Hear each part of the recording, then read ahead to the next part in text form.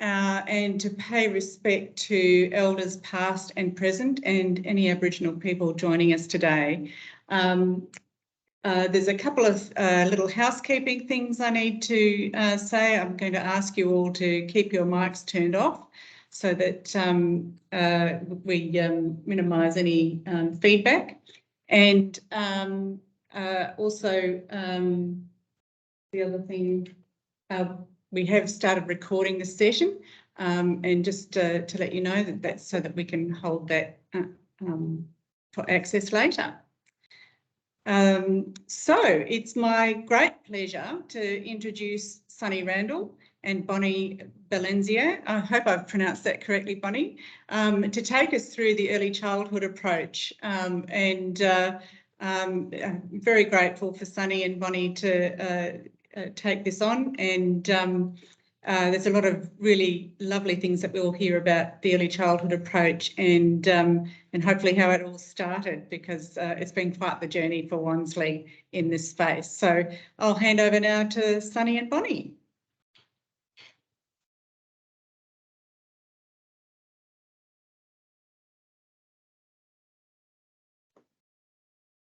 Sure. Hi, well, I'm Sunny, Sunny Randall. My pronouns are he, him, or them, they. I'm presenting today with the lovely Bonnie as well. The pronouns are also noted on there, she, her. Hi, everyone. I'm an early childhood practitioner with Wansley. I'm based out of the Midlands side, as is Bonnie, but Bonnie's role is slightly different to mine. If you want to talk about what you do. Yeah. Well, thank you so much for that lovely introduction. Yeah, so my role in the Early Childhood Approach program is a community capacity building officer. So a little bit different to what Sunny does. My role is really around sort of community engagement, providing information to different stakeholders in the local community about what we do with the Early Childhood Approach and what our role at Wansley is in delivering it, and also maintaining those stakeholder relationships and working with organisations and groups and services and programs to look at ways that they can make their services or supports more inclusive to people with disabilities, particularly children who have developmental delay or disability, because that is the core cohort that we work with through the Early Childhood Approach. Sure. No, excellent. Great. All right. Cool. We'll jump into the slides, I suppose. I know we did have an acknowledgement of country already, but we'll do another one for our presentation, just to acknowledge the land that we're on also.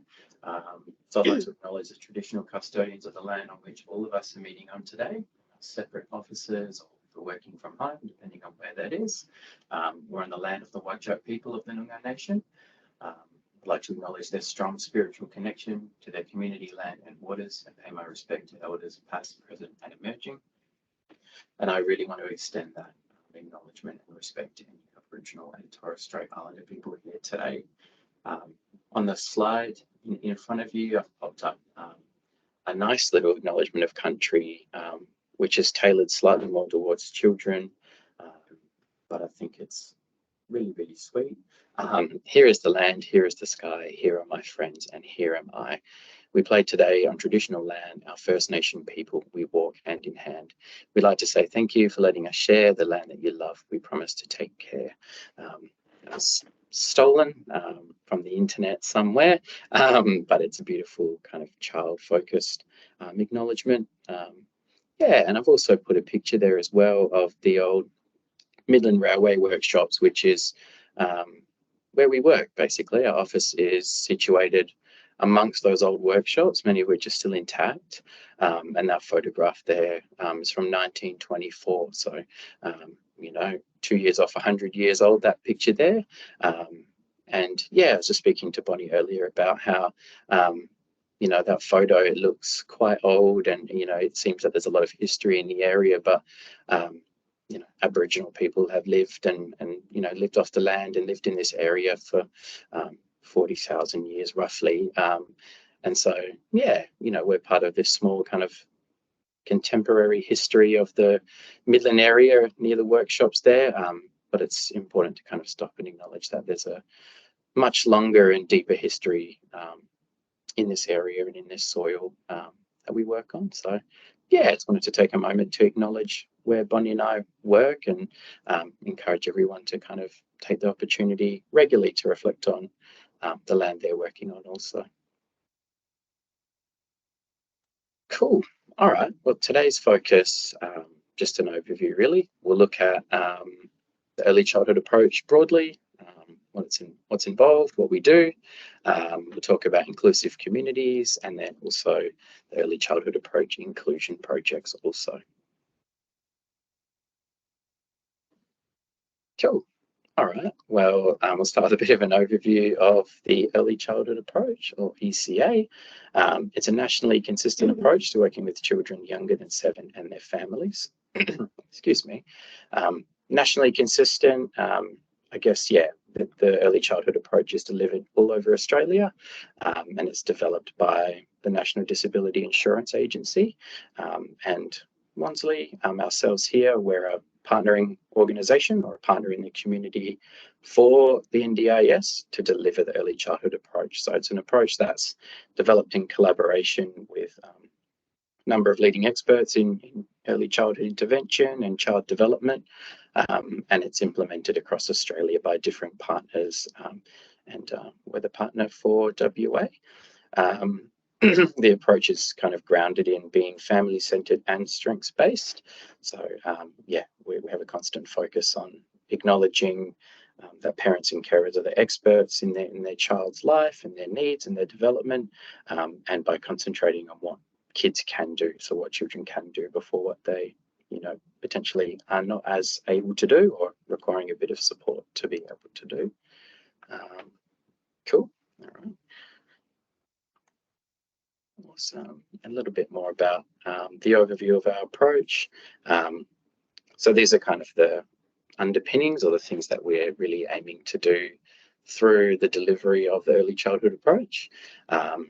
So we intend to provide timely support to ensure that children and their families are able to access the supports they need.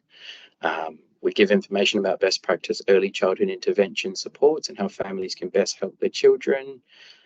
We work to increase parent and carer confidence and capacity to manage and respond to their child's support needs, build children's capacities to do activities they need or want to do, increase children's inclusion and participation in mainstream and or community settings like playgroup, childcare, kindy or preschool, and share info and referrals to other services such as parent support groups, which provide a really, really meaningful space and platform for parents who are, experiencing similar things to talk and network and, yeah, kind of build those strong kind of informal, natural networks. And the point prior to that around, building inclusive communities and so on, that kind of links back to what Bonnie was speaking about earlier, with regard to her role and what she intends to do, as well as some of the other community capacity builders.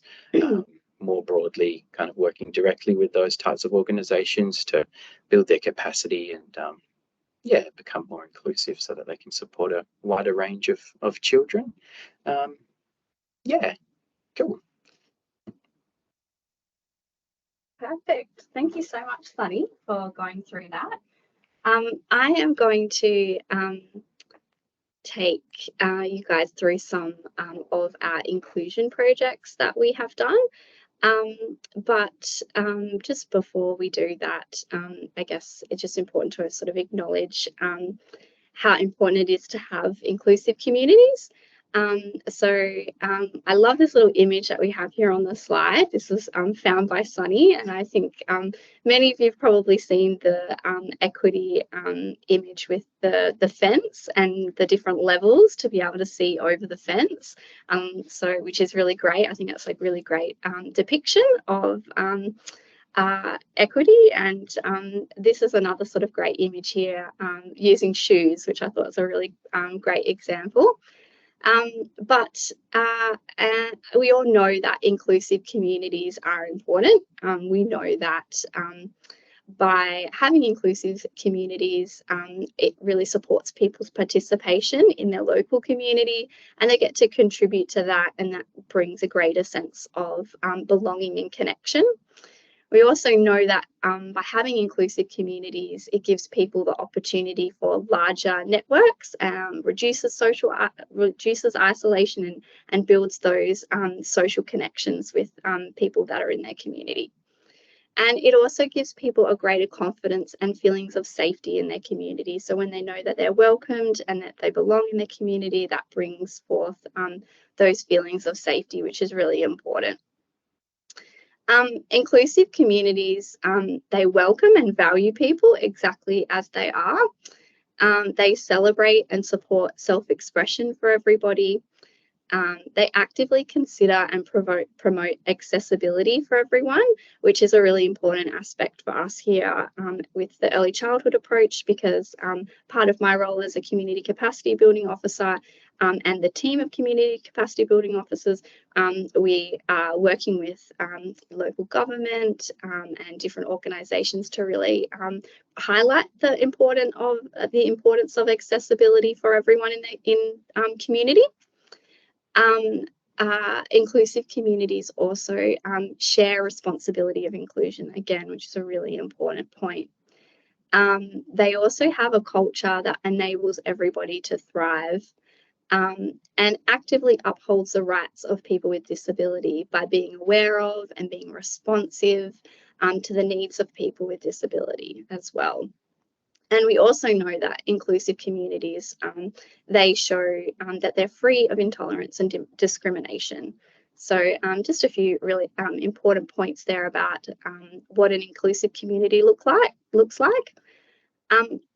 So I guess alongside the support that we provide through the early childhood approach, a large portion of what we do is supporting families who have concerns around their child's development or have a disability. So we're supporting those families to potentially access supports from the NDIS and so forth.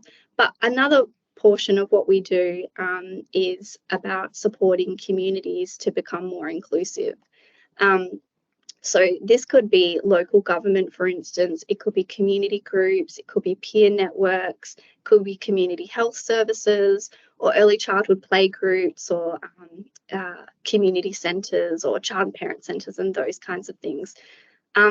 So we do this we do this in lots of different ways, including sort of creating a greater awareness about inclusion and the needs of children with disability and developmental delay and their families. So for us in the early childhood approach, obviously we're working with young children. So our role in terms of providing greater awareness to communities about inclusion is coming through that family lens. We're looking at how children and families can be more included because we know that the needs of children and family with disability are going to look quite differently to the needs of, say, adults in community who may have a disability. We also develop partnerships to address and action issues that matter most to the parents and carers of children with a developmental delay and disability. So there's often really key themes that come out of our conversations that we have with families around particular barriers that they may be experiencing to accessing their community. So we're able to sort of work with the potential service or organisation around that issue to see if there is ways that we could make things more inclusive. We also provide practical information to organisations that supports a greater understanding around developmental delay and disability.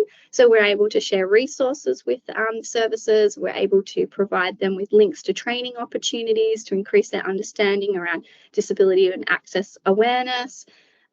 We also can provide grant and funding information as well in the instance that a service might have an inclusion initiative that they would like to take forward. We also provide that kind of information. And we also, part of our role as well is often contributing to the disability access and inclusion plans that that local government areas will have. So being part of those meetings and making contributions to those meetings as well. Particularly, in terms of highlighting or advocating for the needs of children with disabilities or developmental delay. And we also support services to be more inclusive by exploring strategies and approaches alongside the service that they could potentially adopt to make their service or their group or their program more inclusive. So we're really, really fortunate here with the early childhood approach because our practitioners like Sunny here, we're able to draw from their expertise. So our practitioners, many of which have an allied health background, so they're either coming from having a speech pathology or an occupational therapy, physiotherapy background, psychology, social work, early childhood teaching as well. So we're really able to draw from their skills and their strengths in terms of supporting community to become more inclusive. So our aim here is really to capacity build services and organisations so that the inclusion initiative can contribute long after our involvement. So we would like to support the community so that we can step back and we know and we have confidence that that initiative will continue much longer than our involvement. And we have a couple of examples of some of the work that we're doing currently and around some of those initiatives. So that you can see sort of what that looks like. So we'll be talking about that really shortly.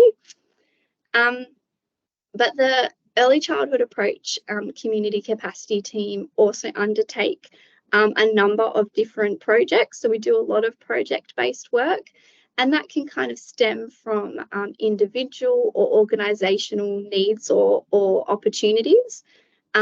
So particular project initiatives could also be guided by particular themes or barriers that we're hearing from our families. It could come from a particular gap in service that we're aware of, or a gap that has emerged from the families that we support. And it may look really different depending on the need of the particular area. So what is, a gap in service or something that we're hearing from families in Midland, where Sunny and I are based, could look very different to what we're hearing from families in, who are from Armidale, for instance. So it's very much dependent on the community's need. We, as the community capacity building team now, we have a range of different projects that we're working on for the next year. So, but if anyone's really interested in knowing more about what those projects are, please let us know, reach out to us. But yeah, we've got a number of different projects that we're working on for this year now. What we'll do now is we'll just move on to talk a little bit about some of the inclusion initiatives that we have been a part of. So the first one here is the Royal Show, which is on at the moment, running till Saturday. So since 2019, Wansley have partnered with APM Communities, who is another partner in the community of the NDIS, who supports people with disabilities or children with disabilities and adults with disabilities from the age of 7 and upwards. So we have partnered, working alongside APM Communities and the Royal Agricultural Society of WA to incorporate some initiatives to make the Royal Show more inclusive for children and families with disability or developmental delay. So one part of this project was the addition, this year we have the addition of 2 standalone chill out spaces at the show. So this is really providing a space for children and adults to take a break away from that really highly stimulating environment that the show can bring. So, there's lots of loud noises, quite intrusive noises, and lots of flashing lights and crowds and lots of different smells. busy activities, all of that. So for children and families and adults that may need a break away from that, they can go to the chill out spaces. So we've got 2 located in different areas of the Royal Show, and use that as space to do some like calming activities. So the spaces are sort of dimly lit as well, so they're a little bit darker. There's lots of activities in there that children or families can do, like colouring activities, or there's some sensory toys that people can engage with and so forth. The chill out spaces are also positioned physically in spaces in the in an area within the Royal Show that is a less noisy environment as well. So that's been done deliberately. And yeah, they contain, like I said, some of those activities, like mindful activities. We've got some bean bags in there, different low sensory items that children and adults can use to relax. Each of the spaces in the chill out spaces have roughly 3 staff members, so a combination of those Wansley and APM community staff members. And they run from 10 a.m. till 3 p.m.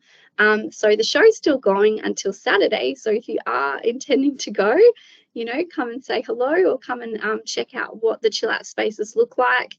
And it's also a really great thing just to be aware of, because obviously Wansley have so many different programs across our organisation. It's a great thing to be able to let families know that you work with that is available to them as well.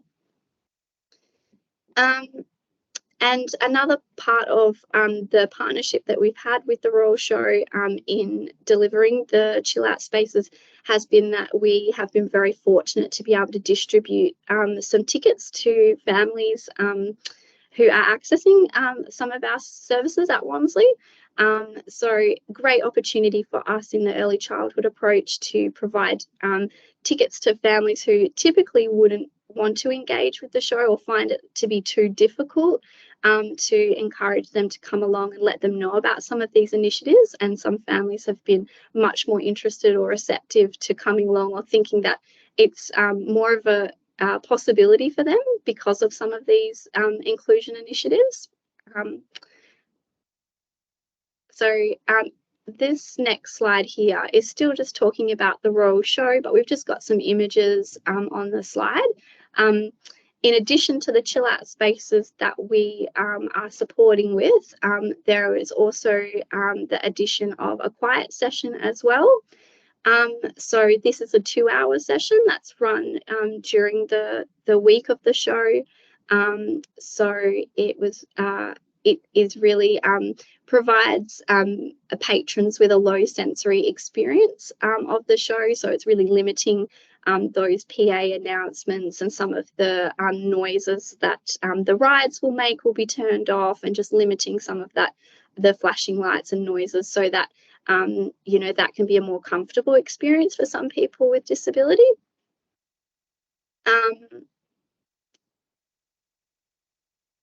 We also supported in working with the Royal Show and APM communities to develop a sensory map of the show. So you can see there's a image in the bottom left-hand corner there that has just got some areas marked in different colours that just identify you know, that this could be a noisier part of the show, that you'll find lots of different smells in this part of the show, or lots of different sounds and lights and things like that. So that's another part of this project that we've been really lucky to be able to support with.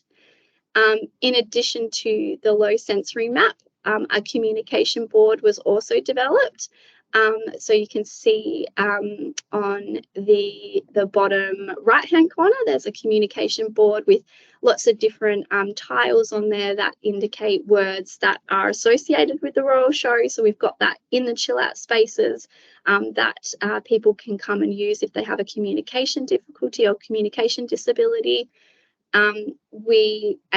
This was something that we're really fortunate in the early childhood approach at Wansley to be able to draw from the skills of our speech pathology team here. So there was their input into supporting with this communication board. And also for families that each family that received tickets to the Royal Show also were provided with a social story, and this social story was also available on the Royal Show website.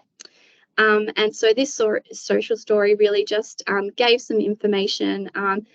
You can see it just on the very top of the slide here, about what children and families can expect when they come to the show. So it's a great way of working perhaps with a child who has a disability to prepare them so that they know what's to come when they're coming to the show.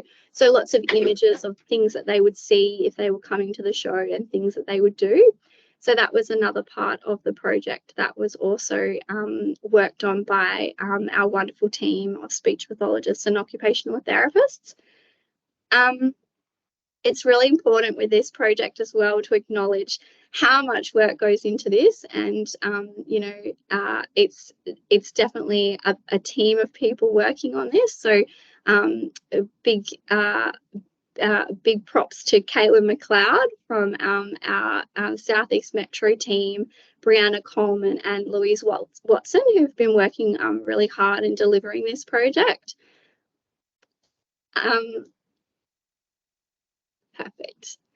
So the next steps in terms of our continued work with the Royal Show as well is going to be that ongoing capacity building, so that the chill out spaces can continue, again, like we mentioned before, beyond Wansley's involvement, and also some of that ongoing capacity building to identify with the Royal Show other areas that may not be as inclusive that we could work on as well, to make sure that the Royal Show is as accessible as possible.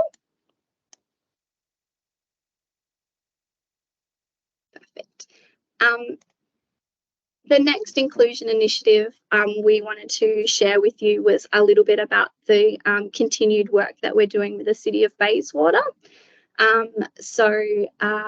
We have been supporting them, continuing to support them. The projects haven't been completed as yet. With two particular initiatives. One is a communication board that's going to be established at the new Gibney Reserve playground in Maylands, as well as a sensory story time session that is looking to commence at the City of Bayswater Library. So it'll be a rotation through the Morley, Maylands and Bayswater libraries. The Gibney Reserve Communication Board is, as I mentioned, I don't know if anyone's aware of the area, but it's going to back onto Maylands Peninsula Primary School, and the school are going to access that playground and the communication board as well. So it's really great because it's going to be available to a lot of children. So the addition of this communication board is really to support communication accessibility at the playground, and to support that for children with communication disabilities, children who use AAC to communicate, as well as children who might be from a culturally and linguistically diverse background, children who perhaps are deaf or hard of hearing.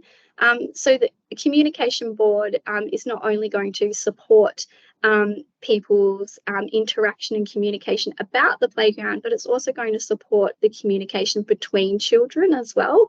So it is double-sided. So we've got key playground related words on one side of the board, and then on the other side there's different themes, including things like feelings and play ideas that might come up from those conversations that emerge between children when they're at the playground.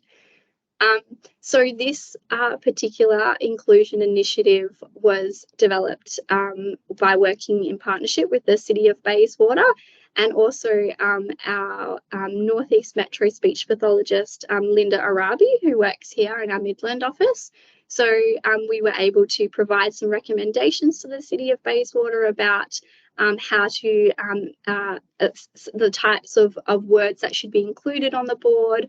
We were also able to give them some information about making the board a high contrast colour. So you can see it's got some darker symbols. So they've got black background. So that high contrast means it can be easier for children with low vision or children who are blind to engage with the board. We also provided additional recommendations, perhaps about brailing the board or creating some tactile elements in the board. Not all of our recommendations were able to be accepted. Obviously, the city have funding limitations, and there's also limitations around size restrictions and things like that, but we're able to provide that information and make the city aware of those kinds of things, so that when they are considering a board for another area, they're these things that they can consider to incorporate as well. The other portion of the work that we're doing with the City of Bayswater is sensory storytime sessions.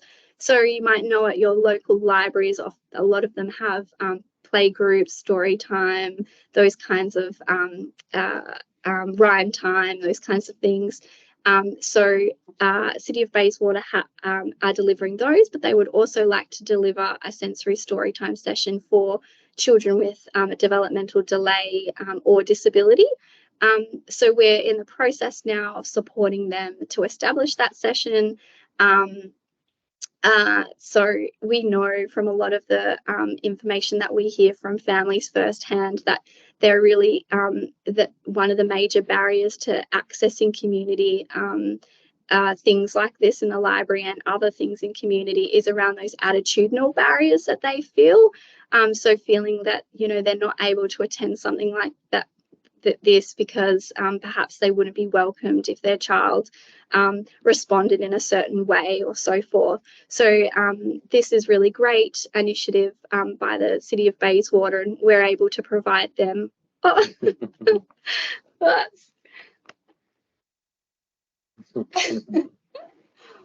Just get the lights back. Awesome, thank you.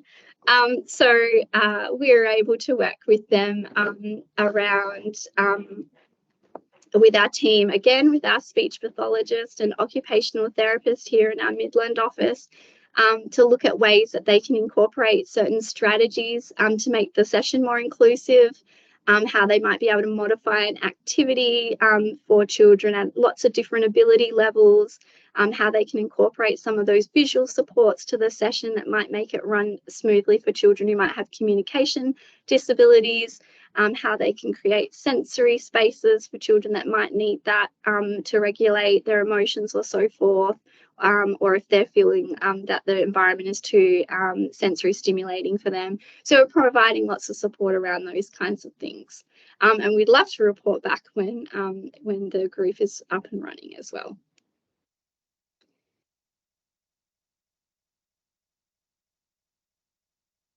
The other inclusion initiative we wanted to highlight as well is the amazing work that's being done at the Southeast Metro office at the Belmont Hub. The team there have made their office space more accessible for families that are coming in, for parents, for visitors, and for staff that are using the augmentative communication supports, so the AAC. And it's also making the environment more accessible for people, again, who might come from a culturally and linguistically diverse background, people who may have communication disabilities, or people who are deaf or hard of hearing as well. So they have created an environment which is more communication accessible by having access to these communication boards. You can see in the images here, there's lots of communication boards relating to different aspects of the office. So with the chalkboard and the kitchen area, and with the blocks and with the dolls and the books and so forth. So it's really, really great to see that.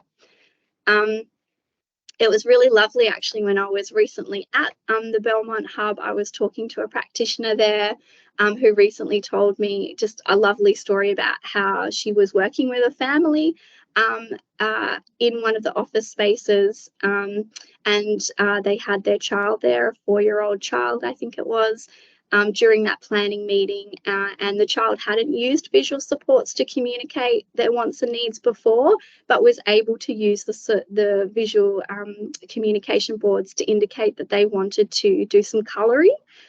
So that was a really great way of seeing how important these kinds of things are, and the impact that they have. And it also supported the practitioner and the family to think that, you know, these might be some supports that could be included in that child's plan because they responded so positively to them. So in addition, the team at Belmont Hub have also made their office space more accessible by using paper and pen to draw visual supports and diagrams, lists and notes for our families as they work together to support understanding their plan. So using some of those strategies, pen and paper, and drawing pictures and diagrams and so forth. Talking to families about what mode of meeting they prefer. So do they prefer to have that meeting face-to-face, or would they like it to be on Teams like we're doing now, or over the phone? And talking with families about whether or not they would like any support person present in their meetings, just to facilitate comfortable and easy communication. As well as that, supporting the staff with speech disabilities through creating individualised work options and projects and so forth that don't require speaking. And in addition to this, working through easy read NDIS booklets as well is another way that office space and staff members there are supporting people and families with communication disabilities. This effort here is just a big shout out to Mary Louise, who has been really instrumental in making this space more inclusive. So she's put a lot of energy and effort into this, and I think it's really fantastic. It's something that we could all incorporate in our own spaces as well.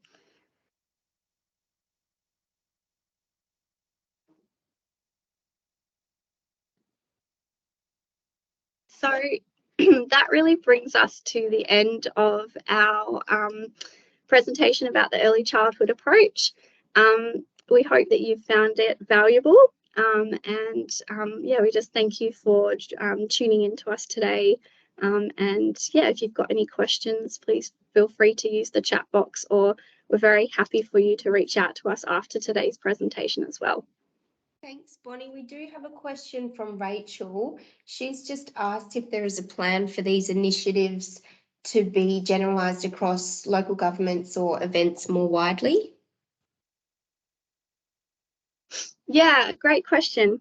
It is very dependent on the city and the council that you're working with.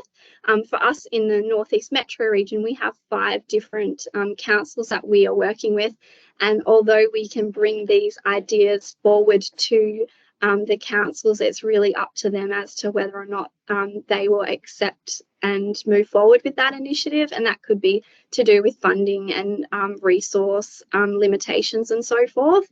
It would be great to see more of this stuff in the community, absolutely. There was another part of that question I was going to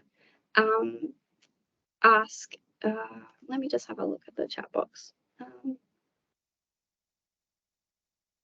Yeah, so I think that was all I was going to mention. But yeah, it really does come down to, I guess whether or not the, each shire or council will have a different approach to some of these things and capacity to take them on. But yeah, it would be lovely to see more of this happening in our communities.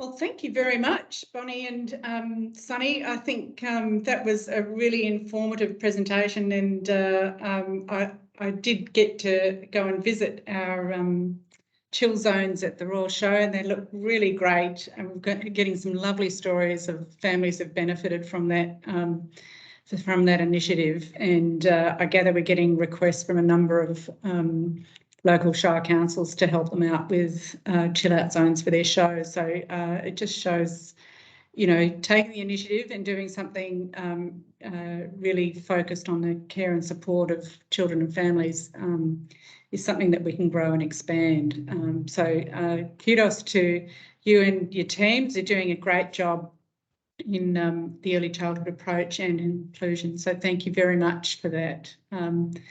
And of course, people can get in touch if they want to follow up with any questions. So thank you very much, and thank you everyone for joining us. Perfect. Thanks, everyone. Thank you. Thank you.